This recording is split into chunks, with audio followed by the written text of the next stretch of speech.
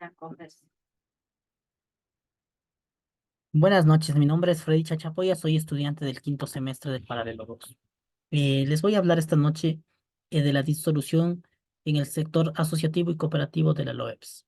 Bien, entendamos primero lo que es las asociaciones y las cooperativas. Las asociaciones son grupos de personas, sociedades que buscan vender, comercializar un fin, comercializar un servicio o un producto. Y para eso tenemos el tipo de asociaciones como de limpieza, de servicios, y tenemos asociaciones que producen maíz. Y principalmente esas asociaciones se dan en las comunidades, en el sector donde se produce productos como el jabón artesanal prácticamente.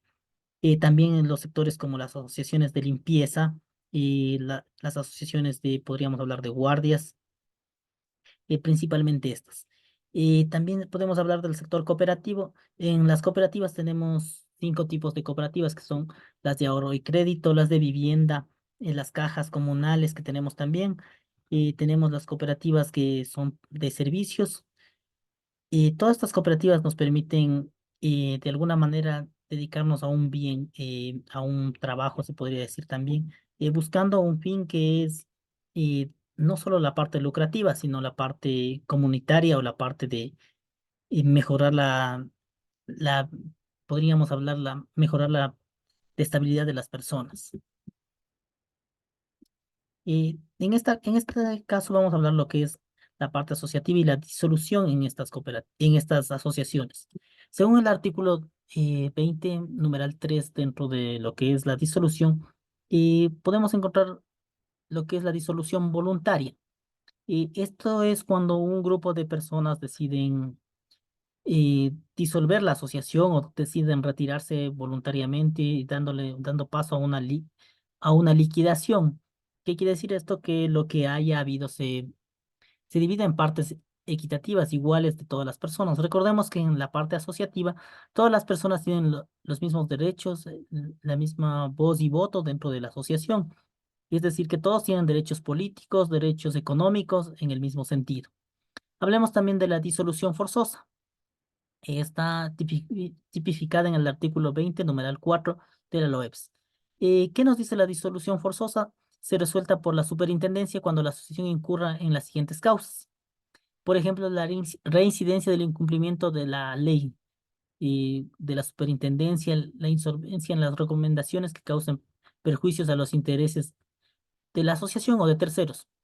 Un ejemplo, y un problema que incurre en este tipo de asociaciones son cuando no se hacen los pagos a las personas, a los trabajadores, o también cuando existe un tema de testaferro, cuando los asociados que están acá y no están laborando dentro de la asociación, dentro del contrato.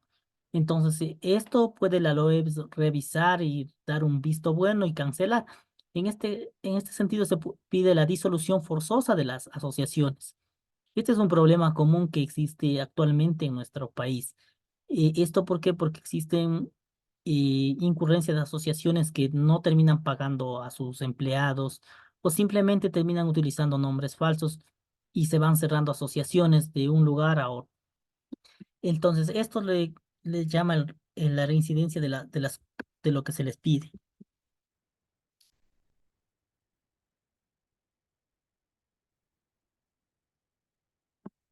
Además, la incapacidad o imposibilidad negativa de cumplir con el objetivo para el cual fue creada transcurridos 3 años desde su constitución jurídica. ¿Qué es lo que pasa en estos casos?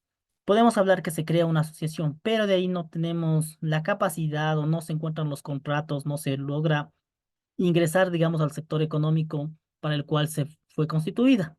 En este caso, ya pasados 3 años, se decide dar por liquidada o darle por disuelta. La reincidencia en los valores y principios, en las características de la economía popular y solidaria va a ser, es base y recalcar que la economía popular y solidaria, ¿qué nos dice?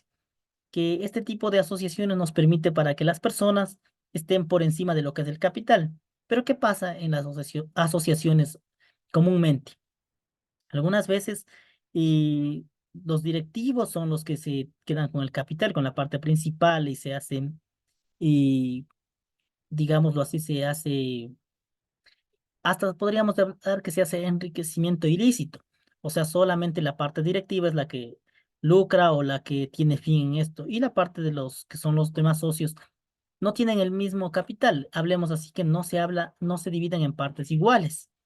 Entonces, recordemos que una asociación, todos tienen que tener la misma participación, la misma capacidad en haberes económicos. No estamos hablando tal vez en el sentido de una empresa, donde los accionistas están por encima, hay accionistas minoritarios, pero en este caso no, aquí todos tienen, y cuando estas cosas pasan, estamos hablando que no se está hablando de los principios de la economía popular y solidaria.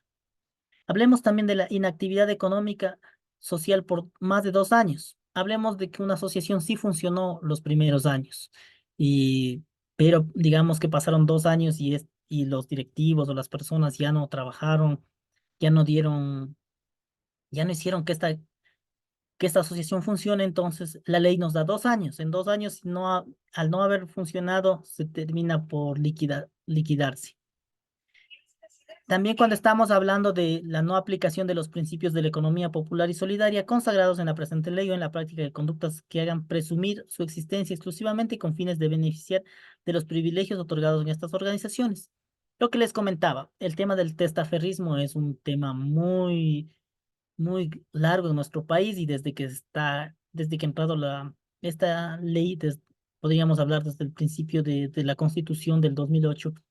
Y ¿qué es lo que ha pasado? Es que ha habido para el beneficio personal de ciertos grupos, de ciertas personas, donde podemos hablar que una persona tiene una asociación, luego a nombre de los hijos o a nombre de familiares crean otra asociación.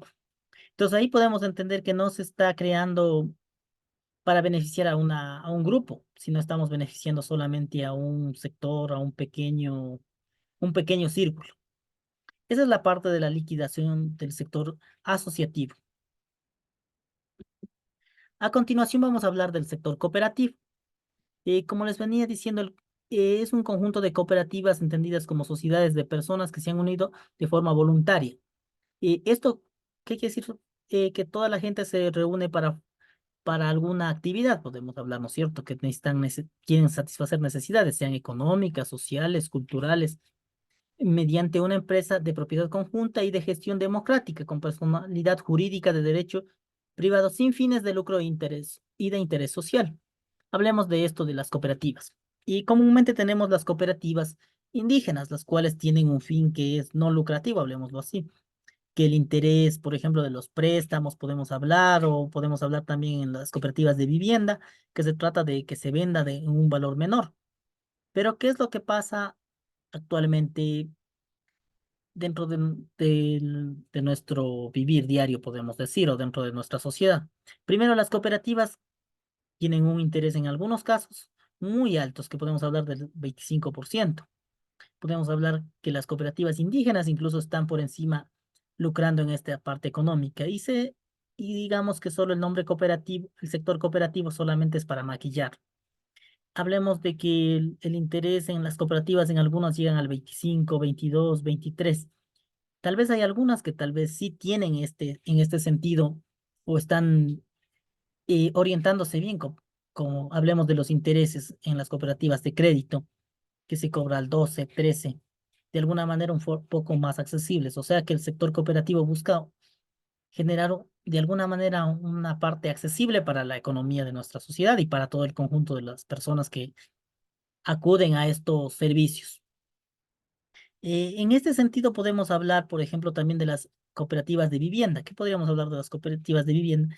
Que son conjuntos cuando se crea o se crea entre un grupo de personas en lugares donde tal vez el municipio, la institución metropolitana de algún cantón o algún GAT no ha podido, llamémoslo así, fiscalizar y legalizar. Entonces, este tipo de cooperativas se constituyen para legalizar, hablemos de estos terrenos. Pero ¿qué es lo que viene a pasar? Que existen los actos de corrupción, el nepotismo, el enriquecimiento ilícito que hablábamos. En algunos casos hasta hablamos de testaferros.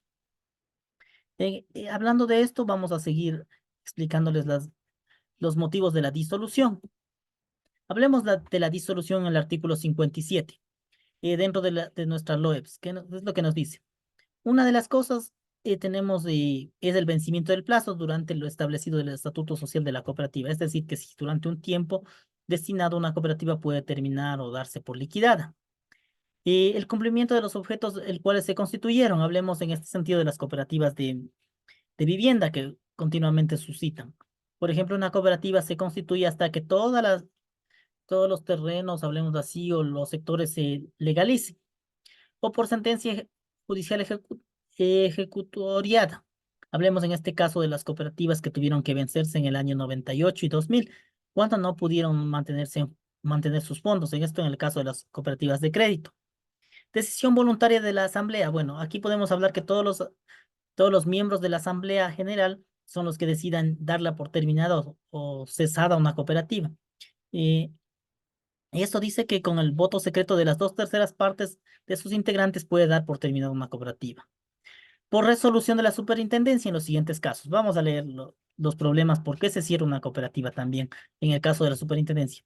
Violación a la ley. Esto es decir, que no cumplamos lo que nos dice el sector cooperativo, como ya les explicaba, cuando hay demasiados temas de que una cooperativa solo está orientándose al fin o al lucro. Y el deterioro patrimonial que pongan en riesgo la sostenibilidad de la organización o la continuidad de sus operarios o actividades. Aquí hablemos de que una cooperativa tiene que tener una caja común, podemos decirlo así. Pero cuando ya este dinero, hablemos así, de este capital no exista, se tiene que dar por terminado porque no se puede respaldar, o digamos, préstamos o lo que estemos, o el fin que esté realizándose. La inactividad. Hablemos de aquí que no tenemos actividad económica social por más de 2 años. O sea, si no tenemos actividad, la cooperativa tendrá que darse por terminada y disuelta. La incapacidad. O sea, la cooperativa no puede, digamos, hablamos en este caso de la parte directiva, que no se puede y las personas que integran no logran eh, fomentar o no logran hacerlo para que esta cooperativa siga caminando, llamémoslo así, o siga ejerciendo todas las cuestiones que querían hacerse. Como les habría hablado también, la incapacidad, imposibilidad y negativa de cumplir con el objetivo, que ya les se mencionaba que no se puede, o los directivos o las personas. Hablemos en este caso que es también hablando de las personas, que no hay la participación continua de las personas. Entonces, esto es un problema real que lastimosamente acá en nuestro país. Y, y cuando no tenemos la participación de la gente y los directivos son los que tienen o sobrellevan la cooperativa, y son los que no saben conducirla, puede dar por terminado o liquidada. También podemos hablar de la suspensión de pagos en el caso de cooperativa y ahorro y crédito. Cuando no tenemos respaldos de ese dinero, del capital, hablemoslo así, en el Banco Central no tenemos de las personas. Las demás que consten, las demás que consten en la presente ley y su reglamento en el Estatuto Social Cooperativo.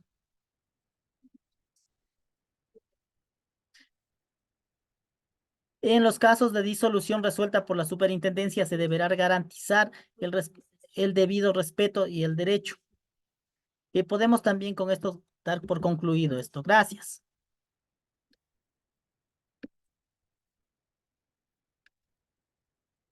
Y les damos las gracias.